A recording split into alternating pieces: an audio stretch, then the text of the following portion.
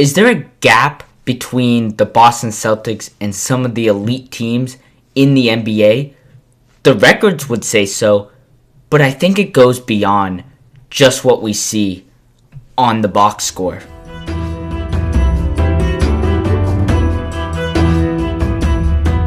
What is up, everybody, and welcome in to episode 59 of the Your Celtics Source podcast. We have just 3 weeks to go before the playoffs start, and this is a critical time for the Boston Celtics, and yet they're struggling right now on both ends of the floor, and it's not just the Minnesota Timberwolves game.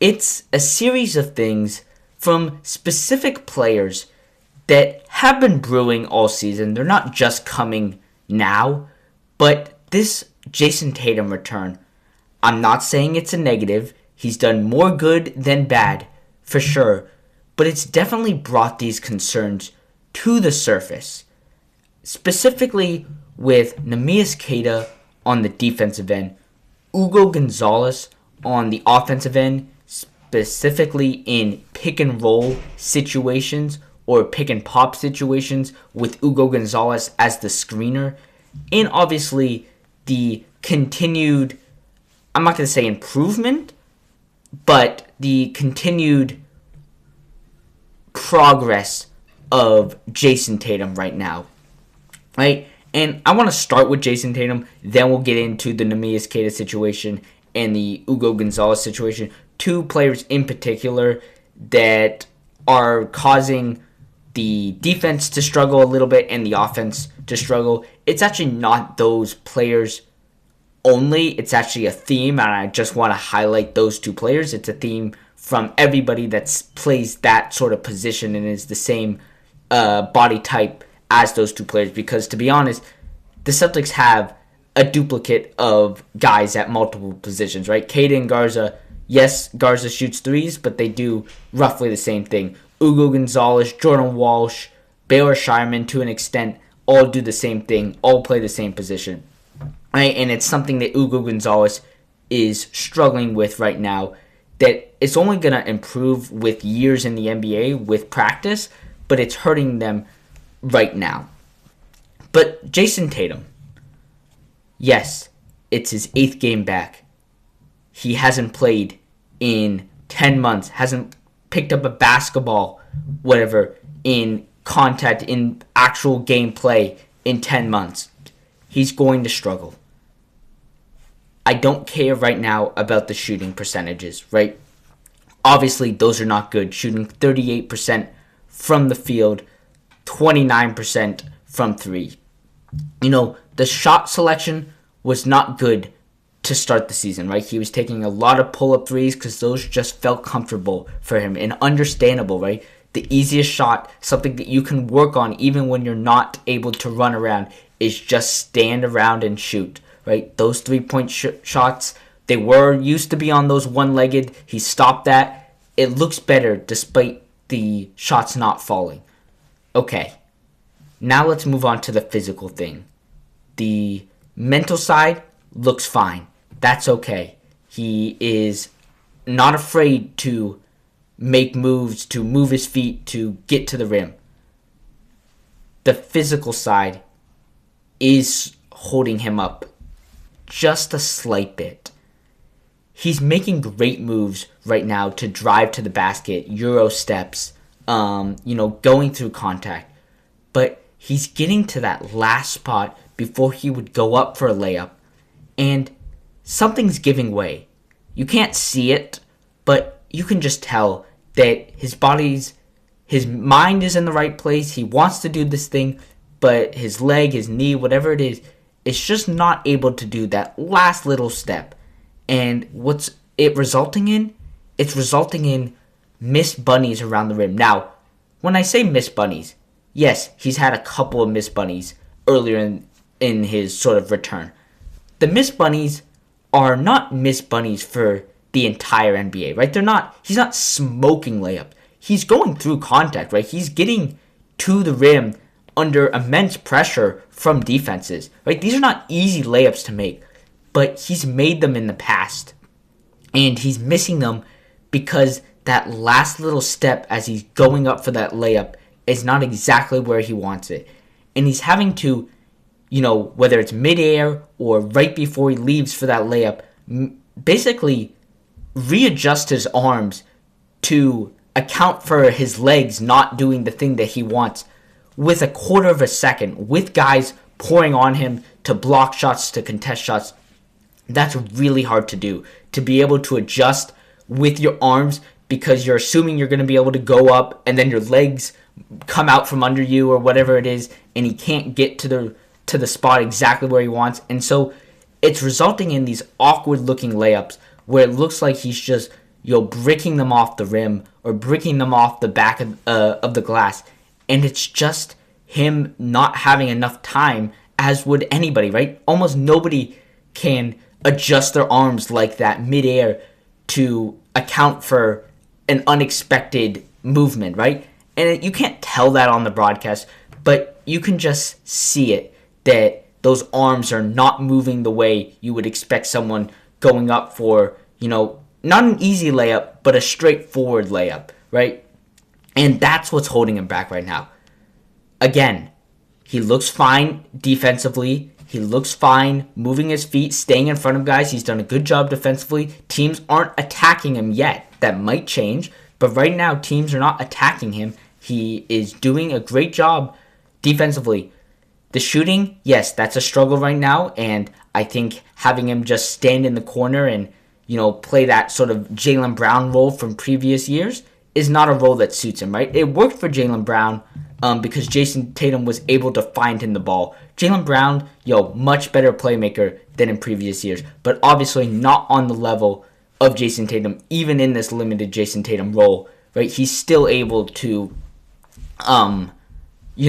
make plays, rebound, all of that stuff. He's still a great floor general. That last little bit is only going to come with time, and it might not fully get back, right? The shooting, if that doesn't get back, obviously the Celtics are going to struggle in the playoffs. The physical side is something that even if the shooting is not there, the Celtics will struggle as well, right?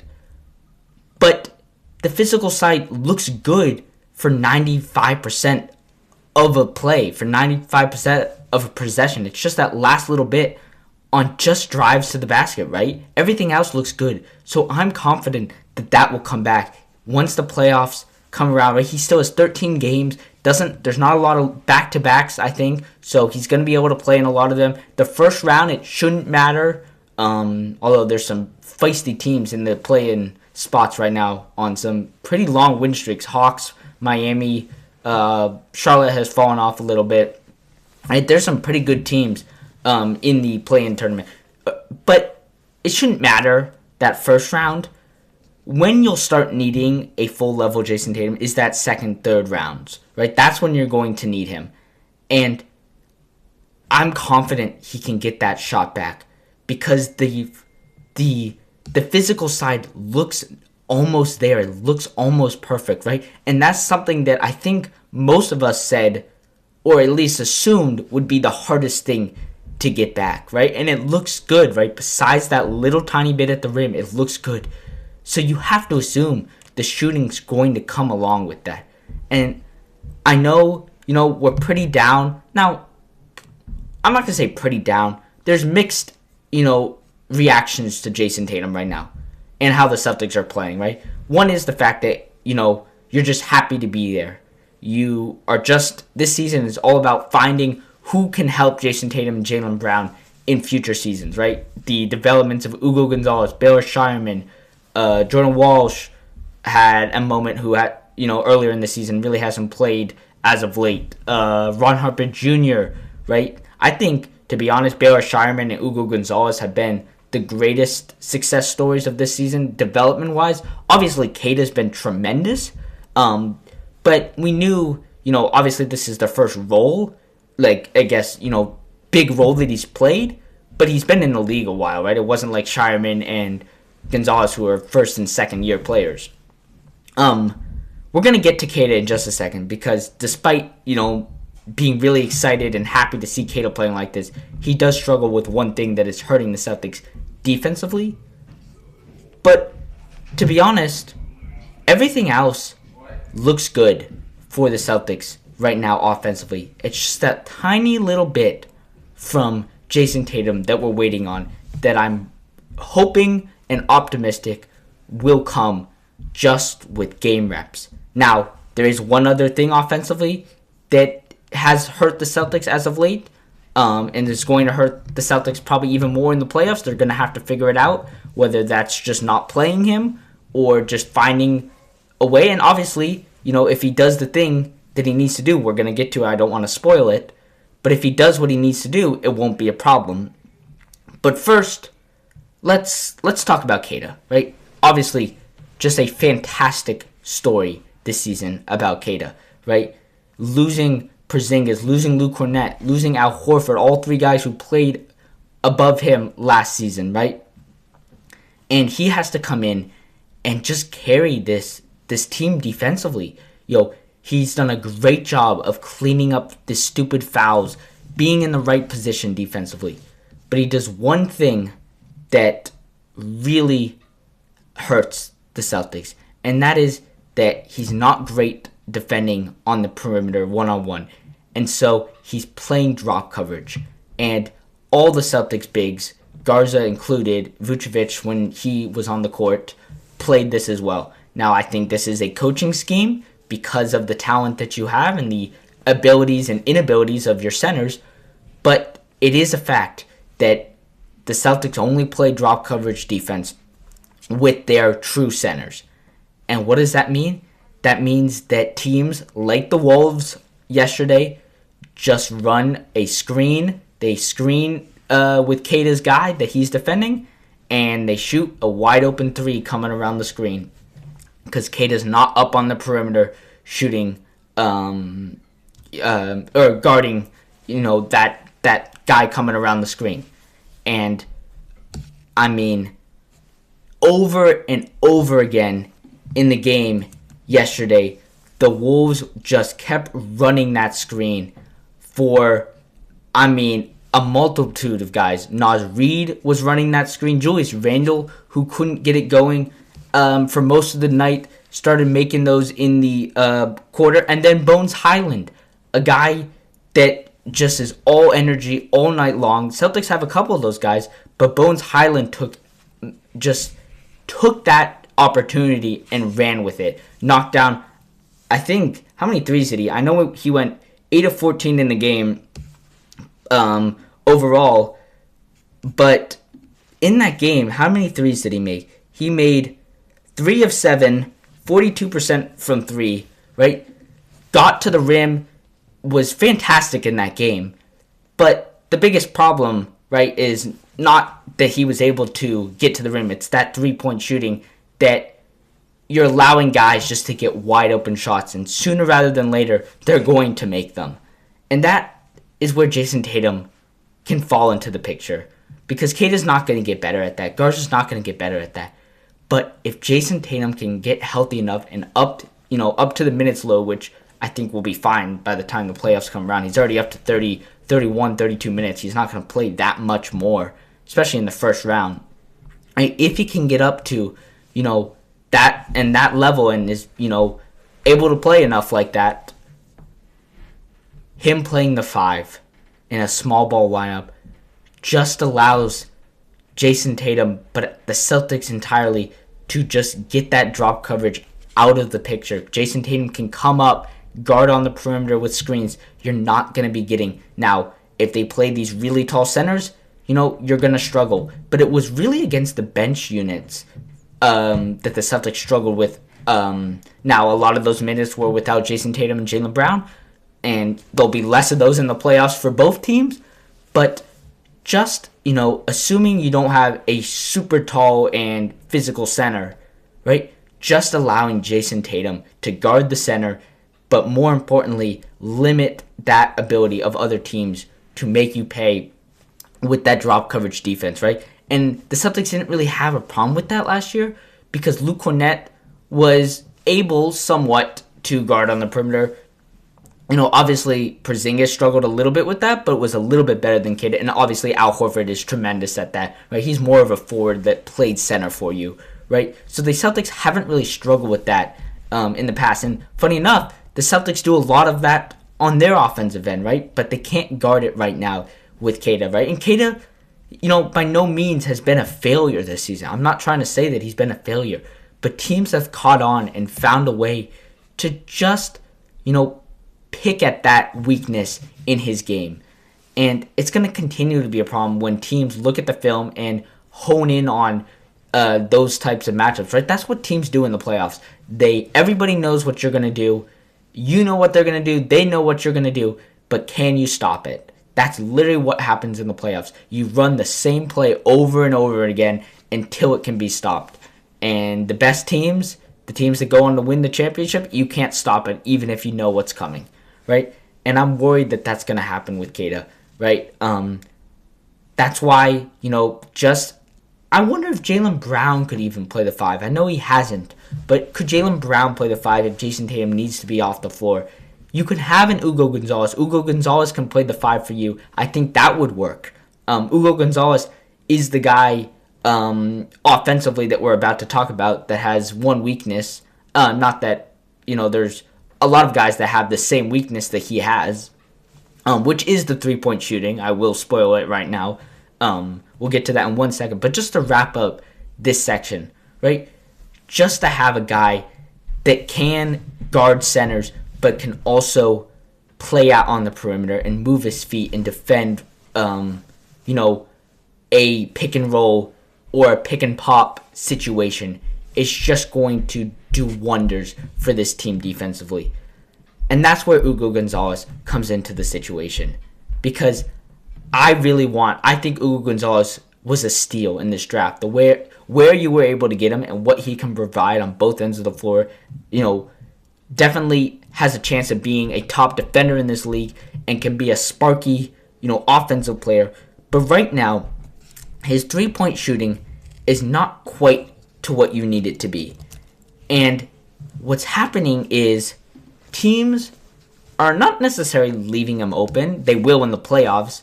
Right? What is he shooting on the season? He is shooting on limited attempts for sure, right? But 34% from 3, which is, not terrible, but he doesn't tend to hit these open catch-and-shoot threes. And what's happening is the Celtics really want to use Ugo Gonzalez in a screen. Bring that guy up, put him in the screen, and see what happens because they know the team is going to leave him open and he's going to have a wide open shot. But what's happening is that defender is not going with him because he knows that the chance that Ugo Gonzalez actually gets the ball to, and makes the 3 is low. So it just allows the defense to play 5-on-4 offense or defensively, and vice versa for the Celtics. They're playing 4-on-5, and Ugo Gonzalez is taken out of the question, out of the situation, out of that possession, and it's a real struggle for the Celtics to get their offense going. Once that's happened, right? And so Joe Mazzulla smartly notices it, and he stops bringing Ugo Gonzalez into these screens. The entire team stops bringing Ugo Gonzalez up into these screens. And now you're playing a really heavy ISO situation. Jaylen Brown, tunnel vision starts to kick in late in games, even because Ugo Gonzalez is out there for his defense and his physicality, right? You need him on the floor. And you're playing well defensively. That's not the problem. But what's happening is your offense just sputters. And that's why they've had a poor record in crunch time. Just because they cannot get enough offense to match some of the great elite scores in this game during crunch time. Jaylen Brown, he's a good scorer. He's a physical scorer. But he's not that, elite, elegant shot maker sometimes. And his shooting splits and percentages have gone down over the last month or so. Right? So he's not struggling, but, he's not going to make every shot that you need him to make. And it makes matters so much worse when you have that 4-on-5 offensively. We're going to take a quick break, and then we're going to come back and wrap this up. We're going to preview upcoming games for the Celtics, and they have a tough schedule. I don't think they're going to catch the 1 seed at this point with the Pistons winning and continuing to win without Cade Cunningham. The Knicks are right on their tails. We've gone through the major problems on this team. Now it's just about, can you close this out, win enough games to hold on to that 2 seed? Because the Knicks, I think, are only a half game back at this point. Alright, let's finish this up with just a look at the Celtics' upcoming schedule, which is an underratedly tough schedule to close out the regular season. Obviously, they played the Thunder on Wednesday. That's going to be a tough battle. We'll see if the Celtics can get anything out of that game, can come away with a big win. But other than that, you play Atlanta, Charlotte, Atlanta. Now, these are all play-in teams, but Atlanta, the last time I checked, was on an 11-game winning streak. Charlotte has fallen off a little bit, but they beat you by a lot when they came to town a couple weeks ago, right? So the Celtics have a tough 4-game stretch right there. Then you play Miami. That's a little bit easier, but still Miami's playing well right now. And it's in Miami. Who knows what's going to happen there? Someone dropped 83 points. Luka dropped 60 points on a back-to-back in that arena. Stuff goes on in Miami. It just does. You play Milwaukee, Toronto, Charlotte then. That should be easier stretches. And then you finish out with the Knicks, Pelicans, and Orlando. Now, the Knicks, I think if you win that game, you're tied up 2-2 in the season series. I don't know who gets the tiebreaker at that point. But the Knicks are just a half game back. The Celtics lose a game, the Knicks win a game, they're in second place. And I don't think it really matters for the first round, but it would be nice to get home court advantage against the Knicks. Especially because, the Knicks, Mikal Bridges is not playing great right now. Obviously, they destroyed you last season in the playoffs, right? And I know this is a different team with different guys out there, but arguably this is a weaker Celtics team than last year. Now, lots of guys were sick and whatever, so you can take what you want, but this is a different Celtics team this season with a bunch of rookies and young, role players that are going to have to play big minutes. It's not going to be, the just veteran lineups that we saw last season, right? Or in the championship season the year before, right? There's going to be, Baylor Shireman's going to have a big role this season. Ugo Gonzalez is going to have a big role this season in the playoffs, right? So how will those players respond to that? Luckily, those guys aren't guards. Guards tend to struggle the most when the playoffs come just because teams throw all sorts of traps and doubles and just force them to, make decisions, stuff that they don't see in the regular season. Luckily, that's a good thing, and Derek White and Peyton Pritchard are both veteran guards that should be able to handle it. But we don't know what's going to happen. So it's really important for the Celtics to hold on to this 2 seed right now. They probably have to win, assuming the Knicks keep winning. And I haven't looked at the Knicks schedule. I think the Knicks have an easier schedule than the Celtics do. The Celtics probably have to win. What do they have? 12 games left? My guess is they have to win 8 of these 12 games to hold that. They might even have to win more. I don't know if the Knicks will lose 4 games. So they're going to have to play extremely well down the stretch. And that starts Wednesday night against the Thunder. We're going to have a live reaction for that Thunder game. I do believe it's a 7:30 start, so we'll be live around 9:45, 10 o'clock. We're going to go live for that game and just react to what happens in that game. So tune in for that. As for this episode, we're going to wrap it up here. Thank you guys so much for watching. Follow on social media, on Twitter, on TikTok. We are posting content each and every day, highlights, reactions. So stay tuned for that throughout the rest of the regular season into the playoffs. We will be back, obviously, Wednesday, but with another podcast episode after they play the Hornets on Sunday night. So this will be another sort of Monday afternoon, evening show like this one. So stay tuned for that. And until next time, go C's.